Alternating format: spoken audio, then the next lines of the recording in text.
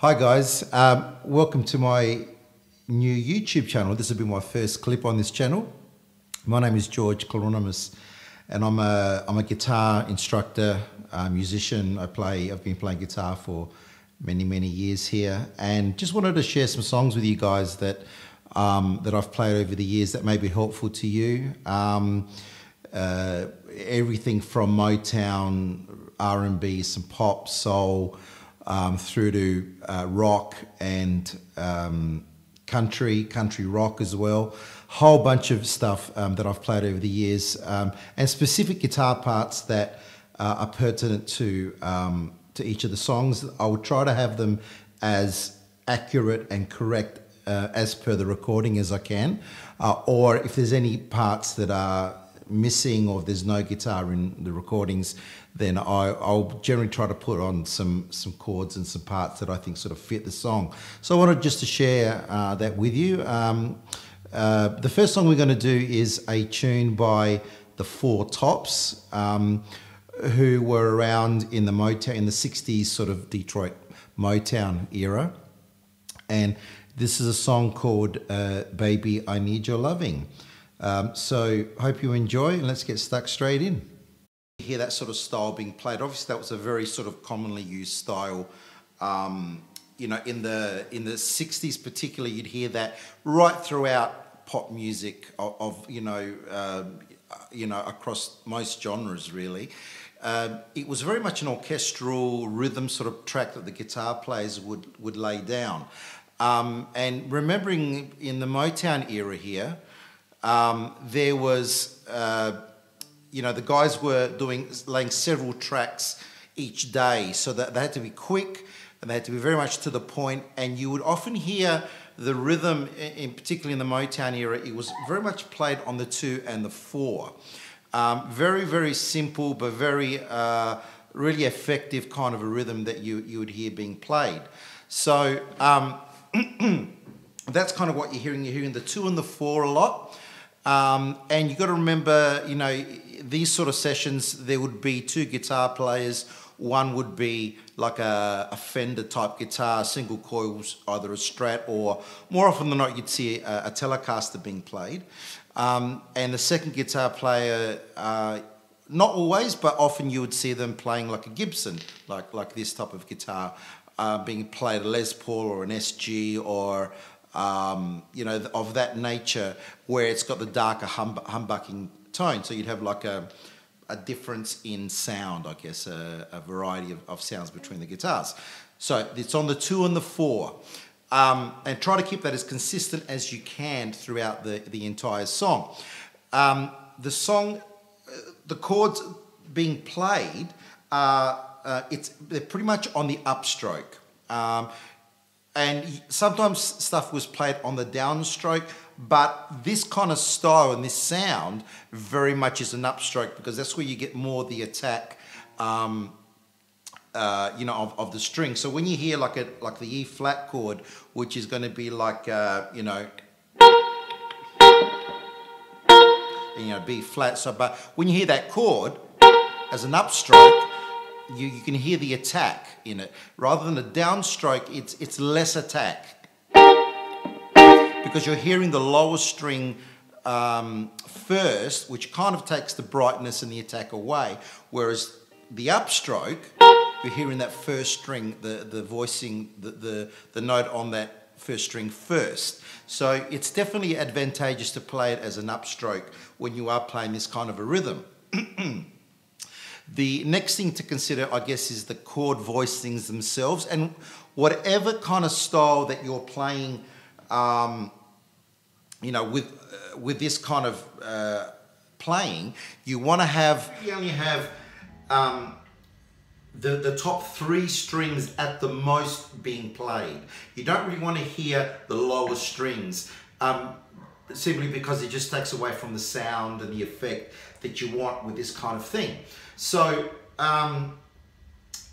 again, so it's just basically the first 3 strings is the voicing that you kind of pretty much want to play with this kind of style, just because of the way it sounds. You don't want to hear, that full sort of bar chord that that's not going to work with this. You know, the lower strings, there's other instruments that were taking care of that register. You know, the bass, there was keyboards, and there would have been strings and possibly horns also sort of taking care of that. Sort of the more of the mid-range spectrum, if you like. So that's kind of where you're playing. You're playing in the upper register, and pretty much the first 3 strings is a pretty safe bet to play. To the voicings themselves, the song is in the key of E flat all the way through. It's E flat. There are obviously chord changes through verse and chorus, but it's in the key of E flat. So the voicings that I'm using is this E flat here. If I can sort of show you there, it's that E flat there. It's the 6th fret. It's the B flat note on the first string, the G and the E flat on the 3rd string. So it's effectively, it's an E flat triad, the 1st, 3rd and the 5th. A few other chords that we were using was the B flat, which is this chord here. So again, we're only using the top 3 strings. It's the B flat on the 1st string, the F on the 2nd, and the D on the 3rd string. So 1, 5 and 3, the notes from the chord itself. We're also playing, and that's considered the 5 chord. So the E flat is the 1 chord. We're in the key of E flat, that's the 1. The B flat is the 5 chord. The next chord is the A flat, which is that shape there. So that's your A flat chord. That's the 4 chord of the key of E flat. That's the 4. It's the A flat, the E flat, and the C. Okay. Now we're going to also use an F minor chord, which is this one here. This is an inverted chord, so the root note doesn't go on the bottom necessarily here. So this is a little F minor shape. I hope you can sort of see that there. I'll try to sort of maybe sit back a bit so you can kind of see that.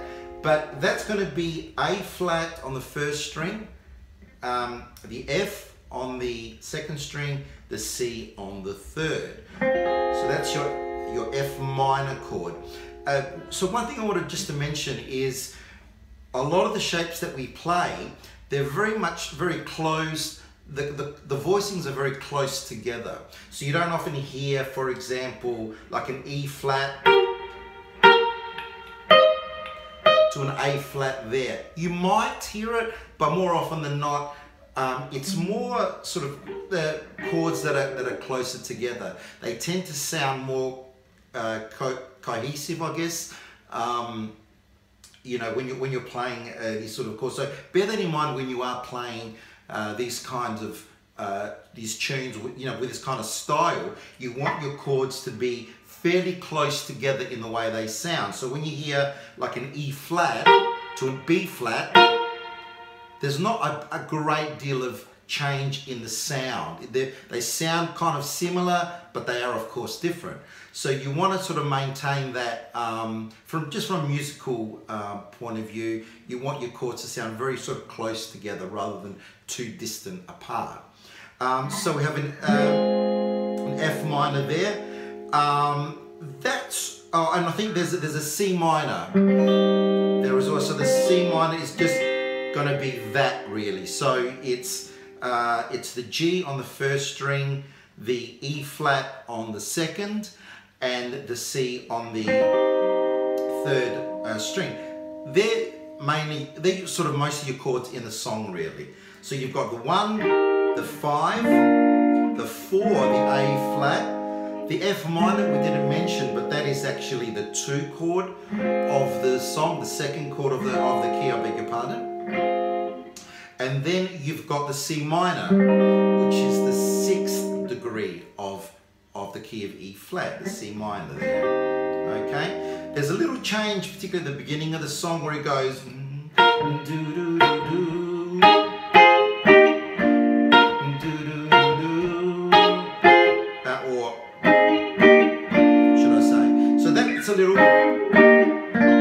a great little sort of chord progression.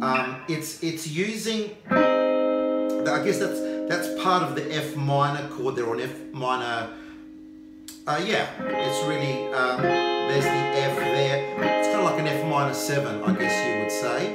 And then it's part of that bigger F minor 7 chord shape. And then we're going to an E flat, but this time I'm just playing it. It's just the 3. I know we're changing it around a little bit, but there's just those 3 strings to make up that E flat chord. So it's G, E flat, and B flat. Just that barring there. So it's the, and then back to the 5 chord, which is the B flat, which is that there. Okay, so you hear that. And admittedly, there I am using 4 strings to get those kinds of voicings to be predominant. But that's kind of it, really. That's most of the song. So you've got your verse or the intro.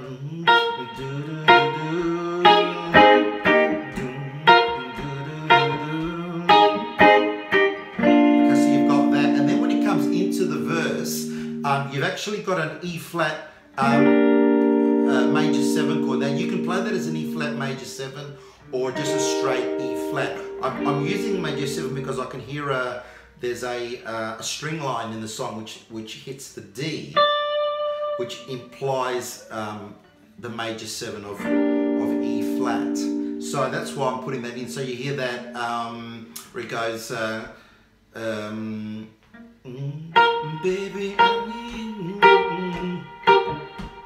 So B flat, E flat, B flat. There's that E flat major 7 chord there. Okay. So and then he goes into the chorus, which is to the 4 chord. Baby, I need your loving. Got to have all your loving. Sorry about that. That's I was singing in the wrong key there. But that's it's the 4 chord. Baby, I need. That's the 2 chord, the F minor, that inverted F minor we spoke about before, and then to the 5. That's the C minor there, okay? So it's a